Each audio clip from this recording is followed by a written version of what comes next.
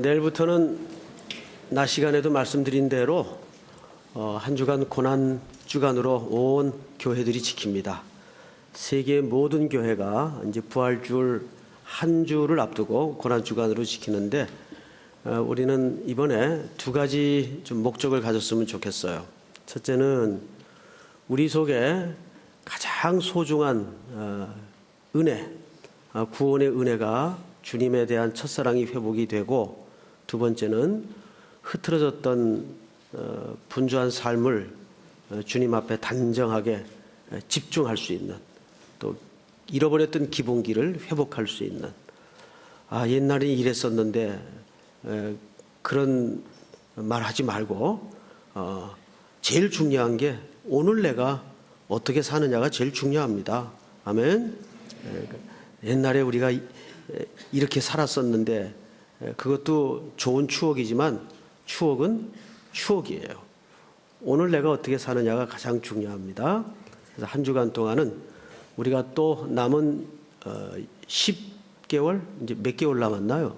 시간 가는 줄도 모르겠네요. 4월 달이니까 한 8개월 남았네요. 아직 갈 길이 멀어요. 저는 요즘 한 주 한 주 삽니다. 유진 피터슨이라는 분이 그런 얘기를 해요. 목회자는 주일과 주일을 산다. 이렇게 이제 주일날 모든 일정을 주의 은혜로 마치고 차를 타고 딱 집에 들어가는 순간 휑해요. 마음 한켠이 휑해요. 한 주 지났구나. 한 주 지났구나. 그러면 눈 뜨면 또 한 주가 시작이 돼요. 그러다 보면 주님 오시겠죠. 네, 그렇게 삽니다. 여러분, 내일부터 새벽에 우리 집중합시다.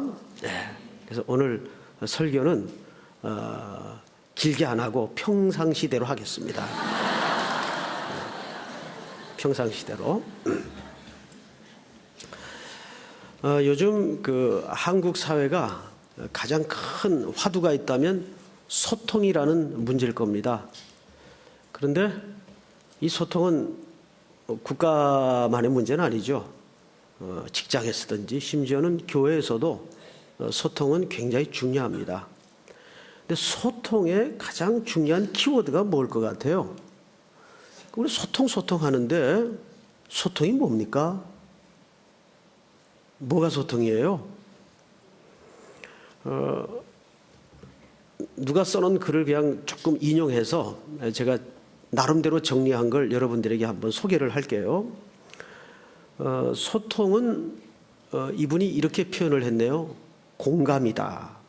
공감. 참 맞는 말 같아요. 공감이다. 예수님께서도 소통하셨죠, 우리와. 영광의 보좌를 내리시고 이 땅에 우리 같은 죄인의 몸을 입고 오셔서 인카네이션 하셨어요. 이거 소통, 굉장히 중요한 소통이에요. 그렇죠, 여러분? 이거보다 가장 확실한 소통의 정의는 없어요. 그런데 주님이 어떻게 그렇게 하실 수 있었을까요? 공감이라고 봅니다. 우리와 공감하시는 거예요. 그렇죠, 여러분? 그러면 공감이라는 것은 양자 간에 이루어지는 일인데 이 공감은 엄청난 기적을 나타냅니다. 한나가 생의 절박한 역사의 한켠에 떠밀렸을 때 그가 누구와 소통했죠? 하나님과 소통했어요. 성경 기자는 그것을 내가 하나님과 심정을 통했다라는 말은 하나님이 한나의 마음을 알아들었다 그 말 아니에요. 피차가 마음을 알아챘다 그 말이에요. 하나님도 한나 마음을 알아채고 한나도 하나님 마음을 알아채고, 이게 뭐겠어요? 공감이 이루어진 거죠. 소통이 이루어진 거예요. 거기에서 생명의 역사를 뛰어넘어서 시대를 준비하는 역사가 일어나지 않습니까? 그만큼 소통은 제일 중요한 가치가 공감하는 능력이에요. 저는 우리 삼일교회가 그런 공감대가 항상 나이 막론하고 위치를 막론하고 이루어지는 교회가 되었으면 하는 소원이 있습니다. 저도 먼저 그렇게 하려고 노력하겠습니다. 그런데 저만의 노력으로는 안 되겠죠? 이것은 여러분들도 노력해 줘야 돼요. 그러려면 뭐가 필요할까요? 이런 공감대가 온 교회가 서로 동의하에서 이루어지려면 뭐가 필요할까요? 피차 기다림이 필요합니다. 길고 긴 인내와 기다림이 필요합니다. 믿습니까? 이것을 우리는 태도라고 얘기합니다.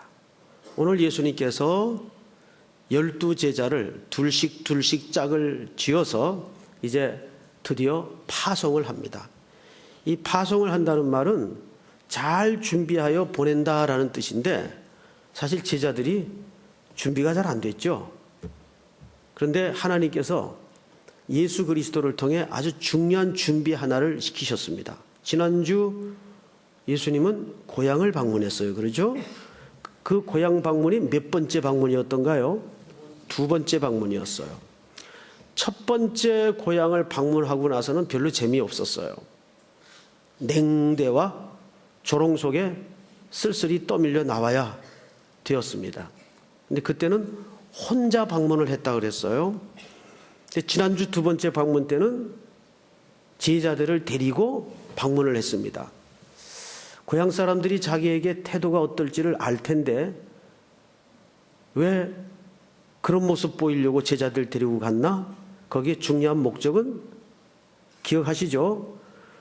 하나님의 일을 하는 데에서는 고향에서도 배척당하는 일이 있을 것이다. 가까운 사람들에 의해서도 배척당하는 일이 있을 것이다. 그래서 복음을 이곳저곳 다니면서 전해야 될 사도들에게, 제자들에게 그것을 실물로 보여주시고 경험시키는 겁니다. 너희들이 나를 따르고 나와 함께 이 길을 걷는 데에는 항상 꽃밭이 준비되어 있고 봄바람만 앞에 있는 것은 아니다.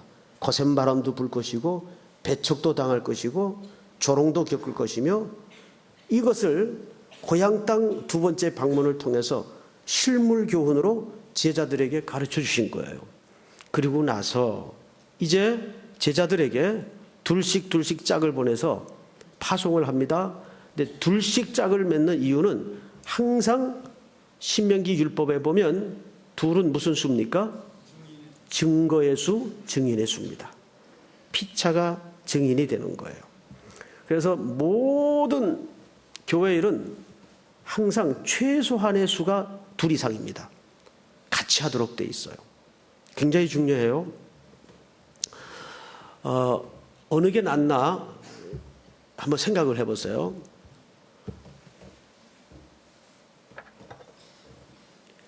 교회 2건의 일이 생겼어요. 이렇게 2건의 일이 생겼는데 여기에는 100명이 나와서 들러붙었어요.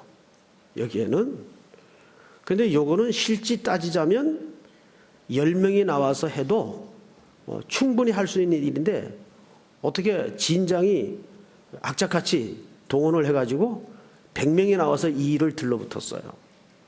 그런데 이 일은 200명이 나와서 들러붙었어요. 200명이. 근데 일의 분량은 똑같아요. 이것도 이 일만큼이나 그저 한 10명이면 충분히 끝낼 수 있는 일인데 여기는 100명이 나와서 들러붙고 여기는 200명이 나와서 들러붙어서 일을 해요. 어느 게 효율적일 것 같습니까? 여러분 생각에 이쪽일까요? 이쪽일까요? 뭔가 함정이 있지.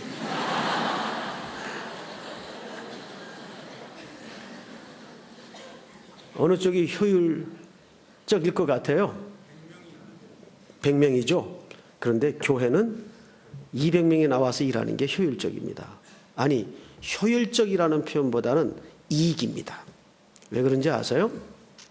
교회라는 생명 공동체는 그렇게 산술학적으로 답이 딱딱 떨어질 수 있는 문제가 아닙니다. 똑같은 분량의 일일지라도 어떤 교회는 더 많은 사람이 나와서 복잡해요. 사람 많으면 복잡하잖아요. 말도 많고. 그렇게 되지 않아요? 요거 10명만 할 수 있는 일이면 10명 딱 나와서 깔끔하게 끝내는 게 쌈박하고 좋겠죠. 좀 이렇게 싼 표현을 써서 미안해요. 제가 일부러 싼 표현을 쓰는 거예요. 그런데 이거는 뭐 10명이 할 일은 100명, 200명씩 들러붙어 가지고 굉장히 효과가 없는 것 같고 비효율적인 것 같지만 이 속에서 이 일 자체보다도 어떤 이익이 생겼을까요? 성도와 성도가 부딪히면서 하나님의 일을 같이 한다는 연대감을 서로가 공유하게 됩니다. 그게 사실은 하나님이 교회에 어떤 일거리를 턱 던져줄 때 더 요구하시는 중요한 가치입니다. 그런데 우리는 10명이 할 일은 10명만 나오면 된다는 공식을 이상하게 갖고 있어요. 그렇지 않거든요. 그래서 예수님이 둘씩 짝을 지어서 보내는 것은 사실은 둘은 최소한의 공동체란 말이에요. 그리고 기도도 합심 기도를 가르치실 때 2-3 사람이 내 이름으로 구하는 곳에서 나도 너희들과 함께 있겠다. 우리 지난주 금요일 날 기도에 대해서 철야 시간에 배웠어요. 우리 교회가 철야가 있습니다. 금요일 10시마다 철야를 합니다. 이제 장로님들하고 제자 훈련을 하면서도 이제 그 대목을 조금 다루긴 했었는데 어느 분이 아주 정확한 대답을 하셨어요.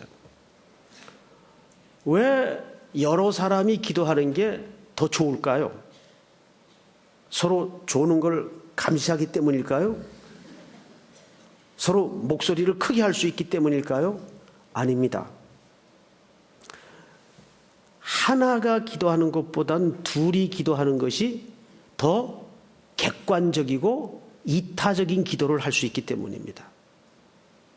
자기 혼자 기도하면 그 기도 내용과 제목 자체가 주관적이 돼요. 그리고 기도가 욕심으로 흐릅니다. 맞죠? 그런데 하나보다는 둘이 낫고 둘보다는 몇이 객관적이 될까요? 셋이 더 객관적입니다. 셋보다는 넷이 더 객관적일 수밖에 없습니다. 이것이 합심 기도가 갖는 중요한 가치입니다. 그래서 교회 일이라는 것은 여럿이 같이 하는 게 가장 은혜예요. 믿습니까? 그래서 뭐 조그만 일이라도 막 벌떼처럼 달려드십시오. 진장들은 자르지 말고 카트하지 말고 그러니까 오는 대로 받아서 일을 하세요. 오는 대로. 그게 은혜로운 겁니다. 이 교회가 갖는 신비가 그런 데 있어요. 여긴 무슨 회사의 경영 논리로 교회가 움직여지는 것이 아니기 때문입니다. 믿습니까? 자, 말이 너무 조금 번졌습니다만은 어쨌든 둘은 증인의 숫자입니다. 그리고 둘씩 짝을 보내서 이제 이것저것으로 파송을 하는데 몇 가지 지침을 내립니다. 그 지침을 오늘 좀 구체적으로 보십시다. 7절 12 제자를 부르사 둘씩 보내시며 더러운 귀신을 제어하는 권능을 주시고. 여러분 잠깐만요. 하나님께서 보낼 때 그냥 맹탕으로 보내는 게 아니고 권능을 주어서 보내요. 여러분 그 사실도 인정하십니까? 권능을 주셔서 혼자 알아서 해봐라고 등 떠미는 것이 아니라 하나님께서 감당할 수 있는 힘과 능력을 그리고 동행하셔서 내보냅니다. 그런데 여기 보니까 그 능력이 어디에 쓰이도록 되어 있는가 하면 더러운 귀신을 제어하는 권능을. 자, 이것은 말 그대로 축사, 귀신을 내쫓는 그런 능력을 말하는 것이 맞습니다. 그런데 조금 이것은 확대 해석해야 될 필요가 있어요. 결국 이 세상의 구도는 무슨 싸움일까요? 항상 우리 그리스도인들이 정신 차리고 깨달아야 될 영역이 하나 있는데 그것이 뭐냐면 이 세상의 구조를 어떤 분법으로 이해하느냐의 시각입니다. 그것을 뭐라면 전선을 잘 파악해야 돼요. 언젠가 한번 수요 예배 시간에 말씀드린 기억이 있어요. 미국이 그 훌륭한 물자와 병력을 가지고도 70년대 월남 전선에서 실질적으로 패했습니다. 상대였던 월맹군은 구식 무기와 병력이라고 할 거 없는 오합지졸밖에 없었어요. 그런데 거대 미국과 연합군이 그냥 퇴각을 하고 말았습니다. 나중에 그 월남 전쟁에 대한 많은 연구들이 발표가 됐어요. 당시 수장이었던 미국의 국방부 장관을 역임했던 맥나마라가 참회록에 가까운 책을 하나 냈죠. 월남 전쟁에 대해서. 그때 어느 병사와 인터뷰한 내용이 나옵니다.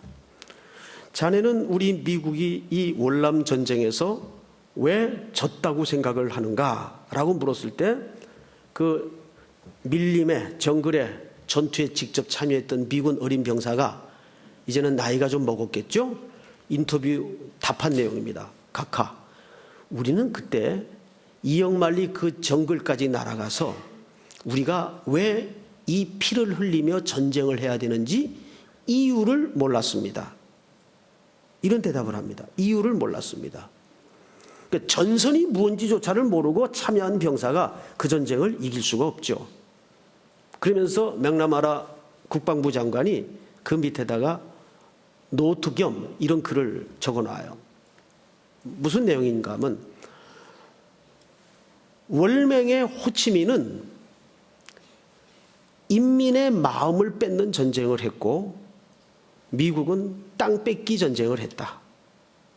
벌써 여기에서 전선 이해가 잘못된 겁니다. 그러니까 월남 사람들이 낮에는 미군한테 협조하는 척하면서 밤이 되면 전부 호치민의 전사들이 되는 거예요. 그러니까 그 호치민에게 목숨을 걸고 충성을 서약한 그 인민을 미국이 이길 수가 없죠. 그런데 미국은 땅 뺏는 전쟁으로 전쟁을 이해했어요. 전선 자체가 달랐던 거예요. 그리스도인들이 이 세상에 사는 이치도 마찬가지입니다. 이 세상은 결국 어떤 구도로 이해를 해야 되냐면 하나님의 나라의 주권과 어둠의 세력의 주권과 이해를 해야 됩니다. 여러분들이 눈을 열어서 조금만 영적으로 민감해 있다면 그게 보여야 돼요. 그것이 일터에서도 나타나고 우리의 뉴스 속에서도 나타나고 모든 삶의 영역에서 하나님의 나라의 영역과 사탄의 권세와의 보이지 않는 교묘한 지략의 전쟁이요, 전술의 전쟁이요, 작전의 싸움이라는 것이 대번 보여야 됩니다. 그게 보여야 돼요, 여러분들이. 그것을 여기서 뭐라 그랬는가 하면 귀신을 제어하는 권능을 주시고, 아멘. 그래서 이 세상에는 바로 귀신이 판치는 세상이에요. 어둠의 권세가 그르렁거리면서 허기가 져서 삼킬 자를 찾는 시대를 우리가 살고 있단 말이에요. 이 정신 똑바로 안 차리면 어떤 꼬임에 휘딱휘딱 넘어갈지 몰라요. 어떻게 기도를 안 하고 살아요? 어떻게 기도를 안 하고 살아요? 우리는 기도를 안 하고는 살 수가 없게 돼 있어요, 지금.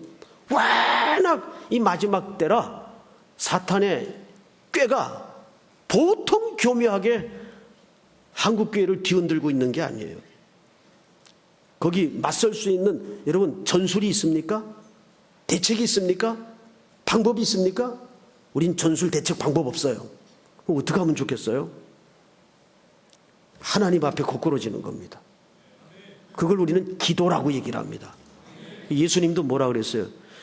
거품을 몰고 불에도 넘어지고 물에도 넘어지던 벙어리 들리고 귀신 들린 귀먹은 아이를 향해서 기도 외에는 이런 주가 나갈 수 없다. 기도 외에는 이런 주가 나갈 수 없다. 이제 후에 마가복음 9장에 그 본문이 나오겠습니다만은 사실은 거기에 삭제된 빠진 번역 하나가 있어요. 기도와 금식 외에는 이런 주가 나갈 수 없느니라. 거기 금식이라는 건 무슨 뜻이에요? 종교적인 어떤 치성을 쌓는 싸움을 하라는 말이 아니고 금식은 왜 하는 겁니까? 이 문제 주님만이 해결자이십니다. 저는 능력이 없습니다. 이 가장 적극적인 외적인 사인과 고백이 금식을 하는 거예요. 금식은 애들이 자기의 요구를 얻어내기 위해서 부모들한테 떼쓰느라고 밥 안 먹고 뒤집어지는 그런 떼쓰는 행위가 아니에요. 금식은 오로지 이 문제는 이 사안은 하나님밖에는 답이 없습니다. 금식을 선포하는 거예요. 나한테는 방법이 없다는 걸 얘기하는 거예요. 왜? 사람은 입으로 들어가는 것만큼 힘을 쓰거든요. 그래서 음식을 끊는다는 것은 나한테는 답이 없습니다. 이거를 적극적으로 하나님 앞에 고백하고 시인하는 신앙의 가장 중요한 태도입니다. 종교적인 행위가 아니에요. 고백이에요. 금식은. 믿습니까?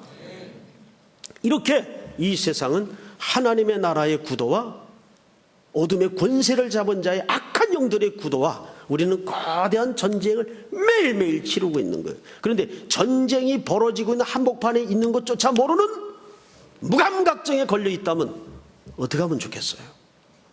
그런 사람들이 부지기수란 말이에요. 그래서 그 전쟁의 민감함을 온 세포를 동원해서 느낄 때 정말 마음이 쪼그라들어요. 그리고 기도하지 않을 수가 없어요. 저절로 신음처럼 탄식처럼 주여 도와주세요. 아버지 살려주세요. 이러고 다니는 거예요. 눈을 감으나 뜨나. 할렐루야. 그거밖엔 답이 없으니까 어떻게 하면 좋겠어요? 우리 삼일교회가 처한 이 시대적 상황이 그렇단 말이에요. 우리 성도들이 처한 시대적 상황이 그렇단 말이에요. 아이들 문제를 고민해도 그렇고 배우자의 문제를 고민해도 그렇고 일터의 문제를 고민해도 그렇고 내 장래의 문제를 고민해도 그렇고 무슨 답이 있겠어요? 주여 이 답밖에는 부르짖을 말이 없잖아요. 그런데 그 신음소리 같은 단순한 외마디 같은 비명 속에 하나님의 긍휼하심이 있다는 거예요. 믿습니까? 그래서 팔복에서 가장 중요한 말씀이 애통하는 자는 복이 있나니, 애통하는 자는 복이 있나니. 한나가 제사장이 나무라자 지금 때가 어느 때인데 술 취해서 이렇게 주정하느냐 야단치니까 한나가 나는 마음이 슬픈 자라. 슬픈 자에게 복이 임합니다. 애통하는 자에게 복이 임합니다. 그 자가 하나님의 긍휼을 구하러 은혜의 보좌 앞에 상 주심을 믿고 담대히 나아가는 겁니다. 할렐루야. 자, 이제 성경을 보십시다. 8절 명하시되 여행을 위하여 지팡이 외에는 양식이나 배낭이나 전대의 돈이나 아무것도 가지지 말며. 자, 앞을 볼까요? 여행을 이렇게 할 수 있는 사람이 있을까요? 여기 두 가지만 허용했어요. 신발을 신고 지팡이만 들어라. 이것은 많이 보던 그림인데 어디서 봤어요? 그렇죠. 출애굽기 때 이스라엘 백성들을 하나님이 등을 떠밀어 광야로 출발시키면서 유월절 어린 양을 잡아서 그 밤을 지나게 하죠. 그리고 그 흘린 피를 문설주에다 바르고 그들이 그 양을 구워서 먹도록 돼 있어요. 식구의 수대로. 그리고 애굽을 드디어 떠납니다. 애굽을 떠날 때 하나님께서 너희는 허리에 띠를 띠고 발에 신을 신고 손에 지팡이를 잡고 급히 먹으라 그랬어요. 이거는 이스라엘 식사법하고는 완전히 반대 그림이에요. 이스라엘 백성들은 식사를 소처럼 45도 각도로 누워서 서클을 만들어서 천천히 먹도록 되어 있습니다. 모든 허리띠를. 그래서 이 사람들은 식사가 거의 일이에요. 보통 3시간가량 식사를 합니다. 천천히. 우리는 식사도 일처럼 막 해치우죠. 네. 저도 그런 편이에요. 네. 그 밥 먹는 시간은 많이 안 걸려요. 많이 먹지도 않지만은 한 5분이면 다 끝나요. 급히 먹느라고. 제가 아주 성경적인 식사를 늘 하고 있는 거예요. 그런데 오늘 여기에 제자들을 보내면서 보여주신 중요한 부탁이 첫째는 지팡이 외에는 양식이나 배낭이나 전대의 돈이나 아무것도 가지지 말며 그랬어요. 이 말 속에 담아 있는 하나님의 그 의미가 뭘까요? 따라서 합니다. 걱정 마라. 나머지는 내가 책임진다. 사도들이 그것을 훈련해야 하는 겁니다.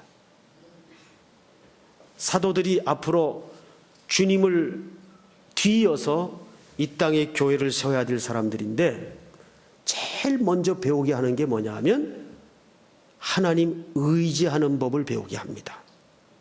광야의 모든 삶이 무슨 훈련이었어요? 광야에서 농사를 지을 수가 있어요? 뭘 생산할 수 있는 공간이 됩니까? 40년 동안 매일매일 하늘에서 음식이 내렸어요. 그리고 40년 지난 후 이렇게 설명하시죠. 너희들의 발이 부르지 아니하였고 의복이 헤어지지 아니하였으며 너희가 하룬들 굶은 적이 있느냐. 그런데 그들이 지났던 40년 광야는 무서운 광야라고 소개하고 있어요. 불뱀이 일어나고 전갈이 다니는 광야예요. 씨 한 줌 뿌릴 곳이 없고 농사를 할 수 없는 곳이에요. 그런데 40년 동안을 구름 기둥과 불 기둥의 인도 아래 그들은 그 살인적인 낮과 밤의 격한 기온차 속에서 애어른 노약자 장애인까지 앞에서 할 것 없이 광야를 지납니다. 이게 장난이겠습니까? 별의별 일들이 다 벌어질 거예요. 그런데도 이 백성을 광야를 40년을 하나님께서 인도하십니다. 그 가운데에서 그들은 뭘 훈련받았겠어요? 하나님만 의지하는 것을 훈련받습니다. 그것을 지금 제자들에게 교훈하고 있는 겁니다. 너희들이 앞으로 하나님의 일을 할 때는 나만 의지하는 법을 배워야 된다. 믿습니까? 자, 그 다음 보십시다. 그 다음에 9절. 신만 신고 두 벌 옷도 입지 말라 하시고 10절 다 같이 시작. 이르시되 어디서든지 그의 집에 들어가거든 그곳을 떠나기까지 거기 오아라. 아멘. 누구 집에 들어가거든 옮겨라 옮기지 말라. 옮기지 말라. 왜 그랬을 것 같아요? 이런 본문은 상식적으로 이해를 좀 하시면 해석이 금방 나옵니다. 자, 예를 듭니다. 송 목사가 어느 선교지에 갔는데 어느 촌락에 들어갔어요. A 성도 집에 머무는데 아무래도 좀 불편해. 화장실도 저 바깥에 있고. 그런데 그 옆에 집사님 댁은 화장실이 방 안에 있어요. 방 안에. 그래서 그 집으로 옮기면 A 집사님 댁에서 시험이 들까요? 안 들까요? 시험이 들죠. 아, 복음 전도자도 별 수 없구나. 좋은 환경, 좋은 형편 따라서 옮기는구나. 이렇게 되겠어요? 안 되겠어요? 되죠. 그러면 이 주인이 그렇게 마음이 비틀어지면 그 소문이 그 마을에 워낙 또 유대인들은 공동체를 강조하는 풍습 때문에 금방 돌아요. 이번에 그 온 전도자 틀렸어. 좋은 환경만 쫓아다니더구만. 그래가지고 무슨 복음 전도자라고 할 수 있겠어? 자, 보세요. 그 사람의 생각 없는 그 태도 하나 때문에 뭐가 막히죠? 복음의 문이 막히는 거예요. 그래서 옮겨 다니지 말라. 처음 들어갔으면 그 집에 사역이 끝날 때까지 허른 집이든 어떤 집이든 그대로 머물라 그 말이에요. 형편 따라 나은 데를 찾아다니지 말라 그 말이에요. 이것을 다른 성경에서는 마태복음 10장을 한번 잠깐만 찾아보십시다. 마태복음 10장 평행구절인데 11절 다 같이 시작. 어떤 성이나 마을에 들어가든지 그 중에 합당한 자를 찾아내어 너희가 떠나기까지 거기서 머물라. 아멘. 여기서는 너희가 합당한 자를 찾아내어 떠날 때까지 그 집에서 머무르라. 이 합당한 자가 어떤 자일까요? 좀 경제적으로 사정이 넉넉하고 사도들 좀 끼니도 매일 고기 반찬으로 해줄 수 있는 그런 집을 얘기할까요? 아닙니다. 정확한 복음에 이 사도들의 소명과 사명에 동의와 이해가 있는 자란 뜻입니다. 만약에 그런 신앙적 철학과 고백이 공유되지 않는다면 그 집에 있어도 머물어도 불편하겠어요? 불편하지 않겠어요? 굉장히 불편합니다. 제가 잊을 수가 없는 게, 우리 보통 이제 교회들마다 영시 예배를 드리죠. 송구 영신 예배, 영시 예배를 드립니다. 저도 이제 학교 다닐 때부터, 어릴 때부터 영시 예배를 쭉 드렸어요. 근데 어느 집사님은 영시 예배를 딱 끝나고 나면 교회 문 밖에다가 미니버스를 하나 대기를 시켜놔요. 그리고 세상에 영시 예배 끝나면 최소한 1시 반이 되는데 거기다가 모든 교역자들을 밀어넣습니다. 그리고 자기 집에 그 시간 1시 반에 모셔가요. 그리고 내리라 그래요. 들어갔더니 황제가 받는 어마어마한 그 자개상에다가 음식을 산더미처럼 해놨어요. 산더미처럼. 깜짝 놀랐어요. 그 민집사님이라는 분인데, 이거 왜 이렇게 하셨어요? 그러니까 자기 마음이래요. 자기가 늘 평생 자기는 복음 전하는 게 평생의 꿈이고 소원인데, 내가 밥벌이를 하다 보니까 내가 할 수 없는 걸 목사님들이 대신해 주니까 그 마음이 고마워서 자기는 한 해가 시작되는 첫 시간에 꼭 이렇게 대접을 한번 하고 싶다는 거예요. 그래서 그걸 마지막으로 그 다음엔 그 집에 안 갔습니다마는, 그게 남의 집에서 새벽 1시 반에 상다리 벌려놓고 음식 들어가지도 않지만 그게 뭐예요? 그게 피차가 민폐가 되죠. 집사님 그 마음은 고마운데 하여간 다음 해부터는 이러지 마십시오. 그리고 그 다음부터는 이제 못하게 했어요. 그러다가 어느 결혼식장에 주례를 하러 갔더니 와서 많이 보던 분이 막 활짝활짝 웃으면서 와요, 앞으로. 봤더니 그 민집사님이에요. 민집사님 여기 웬일이세요? 저 민목사입니다. 그래요. 목사가 된 거예요. 그 안 보는 사이에 신학을 해가지고 상다리를 안 받으니까 이제 그러면 내가 해야 되겠다 그러고 이분이 신학을 해가지고 목사가 되셨더라고요. 그 후에. 참 사람이 무슨 일을 해도 의지가 같고 철학이 같은, 보는 방향점이 같은 것은 굉장한 행운입니다. 근데 이게 틀릴 때 많은 어려움이 있어요.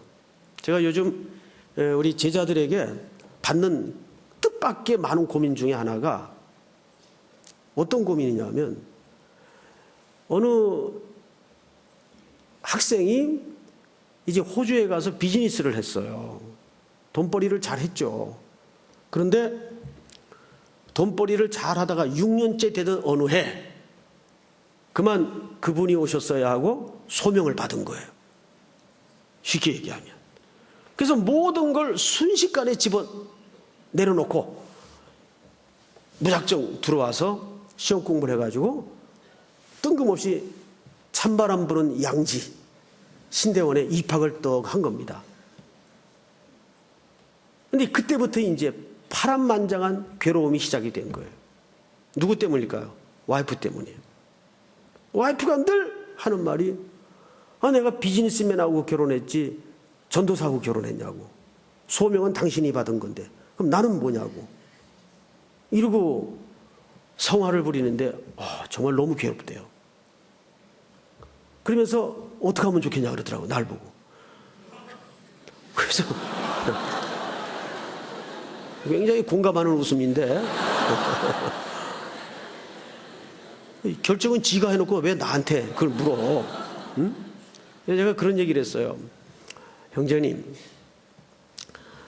형제님이 받은 소명이 하나님 앞에 확실하다면, 그리고 그 안에도 하나님이 형제에게 맺어준 배필이 확실하다면 반드시 시간의 차이는 있을지라도 그 자매에게도 분명한 이 길을 같이 갈 수 있는 소명을 나는 주리라고 믿는다. 그때까지 네가 인내를 가지고 기다려야 된다. 아내를 정죄하거나 나무라서는 안 된다. 아내 입장에서는 당연히 그럴 수밖에 없다. 그러면서 제 아들 얘기도 했어요. 우리 아들이 날 보고 늘 그러더라. 내가 태어나 보니까 아빠가 목사지 목사 아들로 태어났냐고. 그런 얘기를 하더라. 같은 이치다. 그러니까 그 시간은 기다려줘야 된다. 그런 얘기를 했습니다. 근데 왜 이 얘기를 내가 지금 하고 있습니까? 항상 여기 합당한 자를 찾으라는 말은 그 사역과 하나님의 나라의 가치에 동의할 수 있는 자인가? 그 얘기예요. 아무리 힘들어도요, 내가 하는 일, 가치를 알아주고 인정해주는 사람 만나면 그 힘든 게 반은 줄어들어요. 그렇지 않아요, 여러분? 정말입니다. 우리가 선교를 가서 너무 힘들어도 그 사람의 수고와 땀을, 그 가치를, 의미를 알아주는 사람 하나만 있어도 그 사람 위해서 해요. 목숨 바쳐요. 그게 동물과 인간의 차이점이에요. 자, 마지막으로 성경을 보십시다. 마지막으로 11절 같이 읽겠습니다. 시작. 어느 곳에서든지 너희를 영접하지 아니하고 너희 말을 듣지도 아니하거든 거기서 나갈 때에 발 아래 먼지를 떨어버려 그들에게 증거를 삼으라 하시니. 아멘. 여러분, 유대인들은 이방 땅에 다녀온 후에는 어떤 그 습관이 있는가 하면 발에 먼지와 옷을 벗어서 텁니다. 그 말은 내가 이방 땅을 불가피하게 다녀왔지만 이방인들과 이방 땅 자체도 불결하게 여기기 때문에 이것을 터는 습관이 있어요. 자, 그런데 여기에서 예수님이 그 얘기를 하는 거예요. 11절을 잘 보세요. 어느 곳에서든지 너희를 영접하지 아니하고, 이건 이방 땅이 아닙니다. 어떤 곳에서든지 유대 땅일지라도 너희를 영접하지 아니하고 너희 말을 듣지도 아니하거든. 즉 복음을 받아들이지 않으면 그 뜻입니다. 거기서 나갈 때 발 아래 먼지를 떨어버려 그들에게 증거를 삼으라. 그러니까 이 말은 무슨 얘기예요? 유대인이든지 유대 땅이든지 하나님의 복음을 받지 않는 자는 누구와 같이 취급한다는 뜻입니까? 그 사람이 이방인이다 그 말이에요. 이방인이 이방인이 아니고 이방 땅이 이방 땅이 아니고 하나님의 복음을 받아들이지 않는 모든 대상이 이방 땅이고 이방인이라는 뜻입니다. 믿습니까? 자, 우리는 오늘 이 말씀을 결론 지으면서 복음을 전하는데 전하는 내용도 중요하고 또 하나 중요한 게 뭐냐면 전하는 사람이 중요하다는 걸 깨달았어요. 여기에서 우리는 뭘 깨닫죠? 힘쓰라. 즉 다시 말해서 복음 전하는 자가 어떻게 그 전하는 여행길에 하나님이 허락하신 대로 처분에 맡길 수 있느냐, 하나님이 살라는 대로 살 수 있느냐, 그것이 뭐예요? 처분에 맡기는 삶의 태도예요. 하나님이 둘 가지고 살려면 둘을 가지고 평생을 걸어가고, 열을 가지고 살려면 열을 가지고 평생을 걸어가고. 그래서 제일 부자가 누구냐 하면 하나님이 주신 것으로만 살 수 있는 자는 제일 부자입니다. 그것이 최고의 가치입니다. 하나님이 주신 것으로만 살 수 있다면 그 사람은 넉넉한 사람이에요. 이것은 물량적인 크기를 얘기하는 게 아닙니다. 그래서 제일 놀라운 은혜가 일용할 양식이라는 사실을 놓치지 마십시오. 주기도문의 일용할 양식은 누구를 얘기하냐면 그 말은 내일의 양식이라는 뜻인데 내일의 양식은 어디에 등장하냐면 출애굽기에 등장을 합니다. 안식일 전날 반드시 이일치가 내렸어요. 그 이일치는 하루치는 언제 양식입니까? 내일의 양식이에요. 안식일 날 먹을 양식이에요. 그걸 내일의 양식이라고 그럽니다. 그런데 헬라어에는 원래 현재, 과거, 미래, 시제가 별로 중요하지 않아요. 그래서 오늘의 양식이라는 것은 곧 누구를 가르치냐면 예수 그리스도를 가르치는 겁니다. 그리스도로 만족되어질 때 그 사람은 최고의 부자인 거예요. 믿습니까? 초가 삼간이 중요한 게 아니라 고래등 같은 궁궐이 중요한 게 아니라 주님이 나와 함께 하시다면 그것으로 만족할 수 있는 또 한 주간이 되어서 여러분들 입가에 하늘을 소유한 자로서의 행복의 바이러스와 미소가 번지는 복된 한 주간이 될 수 있기를 주의 이름으로 축원합니다. 우리 다 일어나십시다. 날마다 숨쉬는 순간마다 오랜만에 한번 이 찬송하죠.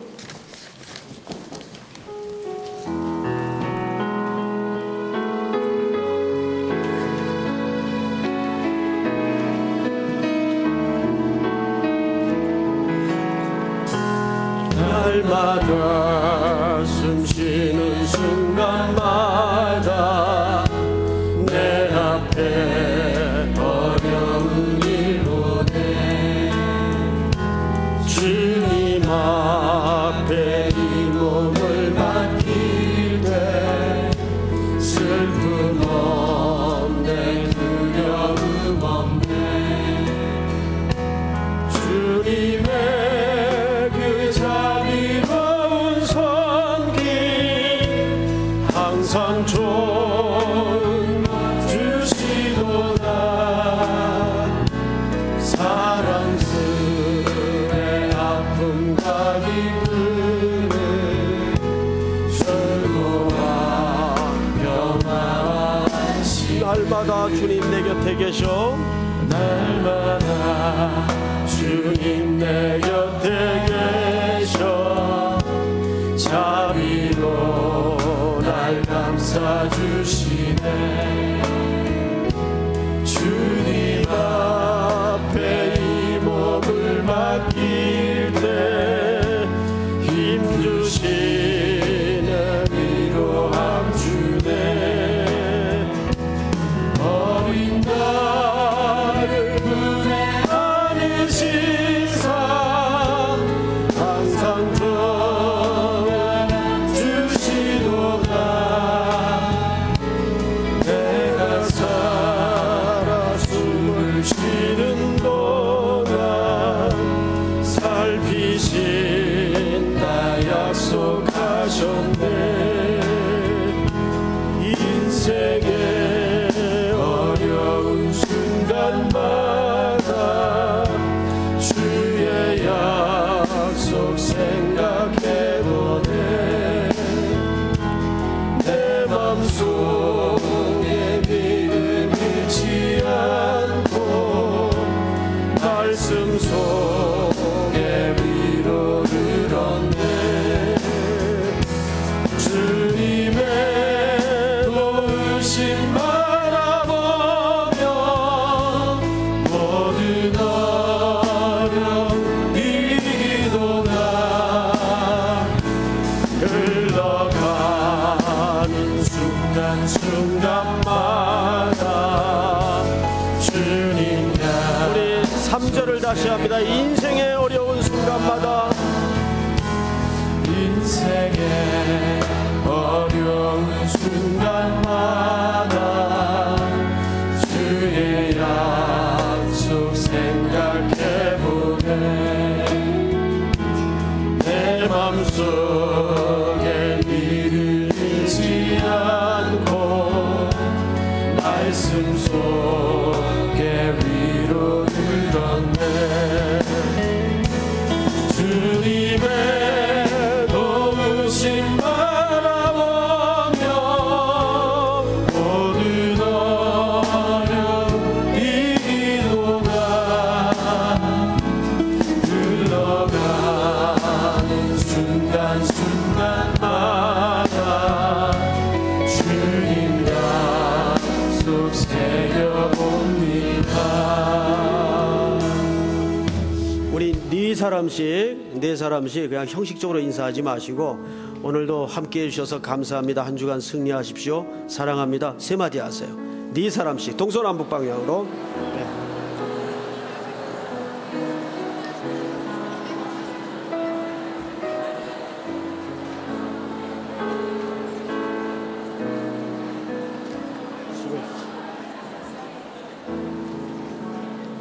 기도하겠습니다. 제가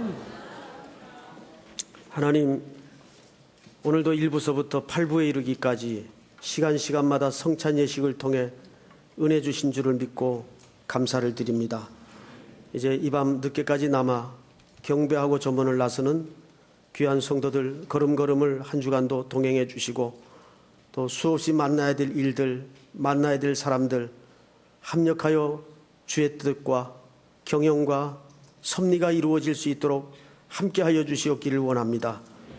우리 청년들 특별히 좋은 만남이 한 주간도 이어지게 하시고 일터를 허락해 주셔서 땀 흘려 일할 수 있는 은혜도 허락해 주시옵기를 간절히 원합니다.